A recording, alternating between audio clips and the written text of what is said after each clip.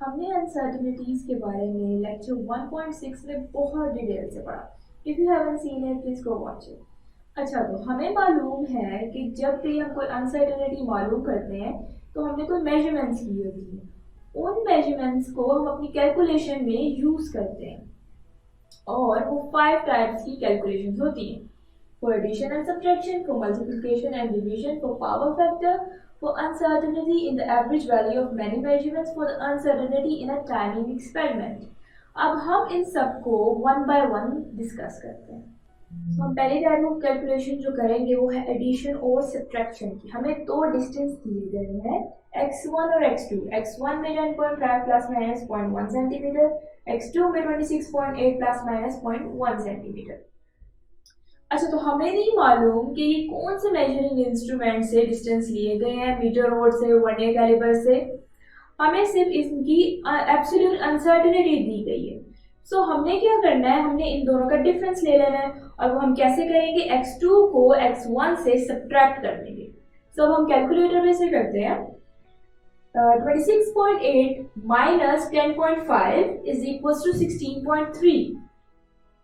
अब हमें इसकी वैल्यू तो पता चलेगी कि 16.3 है दोनों के डिफरेंस की, बट हमें ये नहीं पता कि इसमें अनसर्टेनिटी कितनी है। तो हम क्या, अब ये तो नहीं हम कर सकते कि 0.1 को माइनस कर दें 0.1 से, जो इनकी एब्सोल्यूट अनसर्टेनिटीज, आंसर आएगा 0। ऐसा तो हो नहीं सकता कि इसमें 0 अनसर्टेनिटीज हो। तो रूल हमें ये बताता है, या जो हमारी गाइडेड लाइन है वो हमें ये बताती है कि हम इन दोनों को ऐड कर दें, एब्सोल्यूट अनसर्टेनिटीज को ऐड कर दें।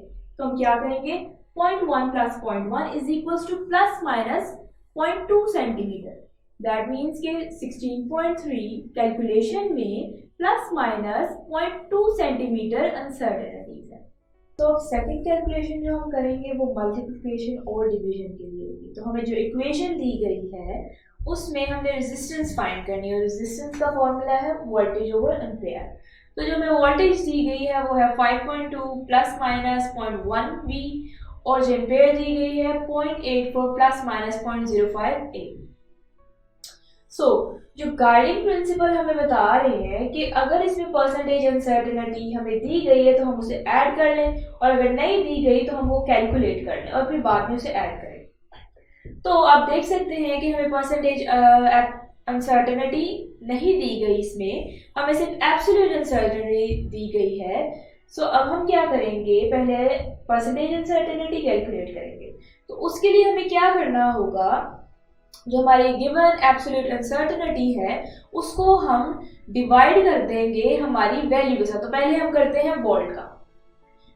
तो क्या करेंगे, एब्सोल्यूट अनसर्टेनिटी को न्यूमरेटर में लिखेंगे 0.1 V, और उसके बाद उसकी वैल्यू 5.2 V डिनोमिनेटर में लिखेंगे और फिर उसे 100 से मल्टीप्लाई कर देंगे और हमारी परसेंटेज आ गई है 2%।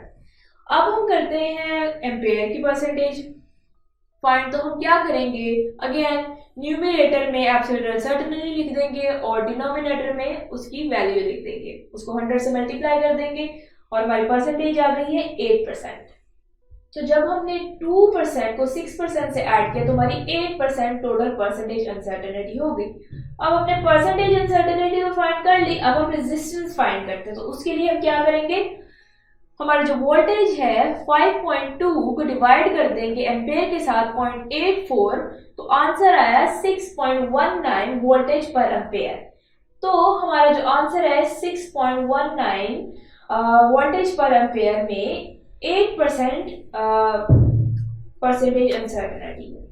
सो अब हमारी थर्ड कैलकुलेशन में हम देखेंगे कि हम पावर फैक्टर को कैसे यूज करेंगे। सो जैसे कि सबको मालूम है कि स्फीयर का वॉल्यूम जो है वो 4/3 पाई आर क्यूब है, और जो हमें रेडियस की वैल्यू दी गई है वो है 2.25 प्लस माइनस 0.01 सेंटीमीटर। अब हमने इसमें इसकी परसेंटेज अनसर्टेनिटी फाइंड करनी है। अब हम कैसे करेंगे, एब्सोल्यूट अनसर्टेनिटी को न्यूमरेटर में लिखेंगे और डिनोमिनेटर में हम इसका रेडियस की वैल्यू लिख देंगे और उसे मल्टीप्लाई कर देंगे 100 से, और हमारी परसेंटेज आई है 0.4%। सो इस केस में हमें गाइडिंग प्रिंसिपल ये दिया गया है कि multiply the percentage uncertainty by that power, कि जो हमारी परसेंटेज अनसर्टेनिटी है हमने उसको पावर फैक्टर से मल्टीप्लाई करना है, और हमें यहाँ क्या पावर फैक्टर दिया गया है 3। तो हमने क्या करना है, जो हमारी परसेंटेज अनसर्टेनिटी होगी उसको 3 से मल्टीप्लाई कर देना है और वो ही हमारे वॉल्यूम की परसेंटेज अनसर्टेनिटी होगी। सो अब हम पावर फैक्टर को मल्टीप्लाई कर देते हैं परसेंटेज अनसर्टेनिटी से।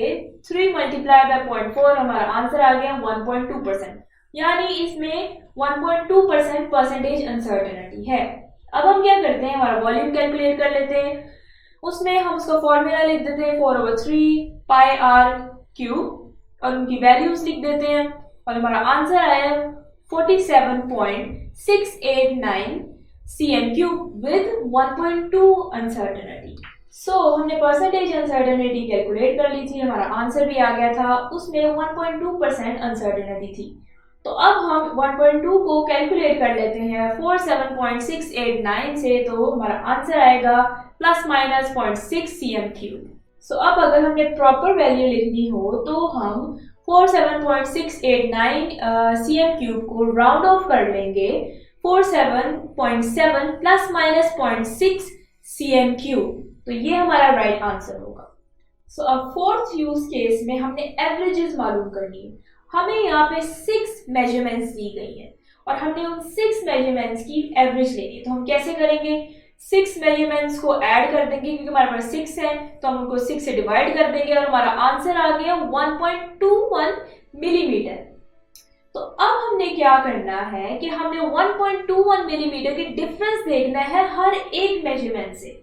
तो पहली मेजरमेंट का डिफरेंस आया 0.01 और अगली का आया 0.01 सेंटीमीटर अगेन, फिर अगली का आया 0.02 एंड सो ऑन।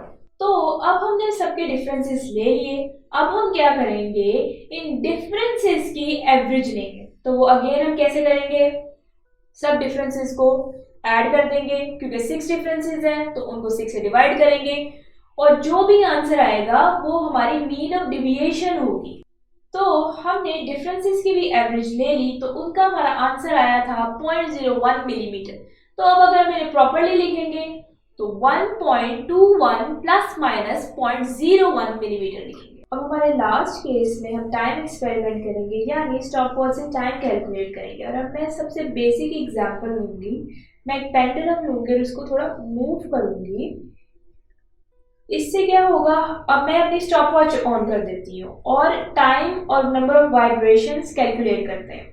सो हमारे नंबर ऑफ वाइब्रेशंस जो है 30 आई है और जो टोटल टाइम है वो 54.6 सेकेंड है। अच्छा, तो अब हम हमारा 30 वाइब्रेशंस में से एक वाइब्रेशन का टाइम पीरियड मालूम करने के लिए क्या करेंगे, हम टोटल जो हमारा टाइमिंग है उसको नंबर ऑफ वाइब्रेशन से डिवाइड कर देंगे और जो हमारा आंसर आएगा वो हमारे एक वाइब्रेशन का टाइम पीरियड होगा। तो अब हम जानना चाहते हैं कि इस एक वाइब्रेशन के टाइम पीरियड में कितनी अनसर्टेनिटी है। तो उसके लिए सपोज हमारी स्टॉपवॉच का जो लीस्ट काउंट है वो 0.1 सेकेंड है। तो हम क्या करेंगे, हमारे अनसर्टेनिटी मालूम करने के लिए लीस्ट काउंट को डिवाइड कर देंगे हमारी नंबर ऑफ वाइब्रेशन से और जो हमारा आंसर आएगा वो होगी हमारी अनसर्टेनिटी और हमारी अनसर्टेनिटी है 0.003 सेकेंड। और अगर हम इसे प्रॉपर लिखना चाहें तो वो ऐसे लिखेंगे। अगर ये लेक्चर आप कंप्लीटली देखना चाहते हैं और इसके साथ साथ बेशुमार MCQs, उनके आंसर्स और एक्सप्लेनेशंस भी हासिल करना चाहते हैं एंड दैट ऑल फ्री, तो अभी गूगल प्ले स्टोर पे जाइए एंड लिखिए हिप्पो ई-लर्निंग प्रोग्राम। हमारी ऐप डाउनलोड कीजिए, ना सिर्फ इसे खुद यूज़ कीजिए बल्कि अपने दोस्त एंड क्लास फेलोज़ को भी रेकमेंड कीजिए।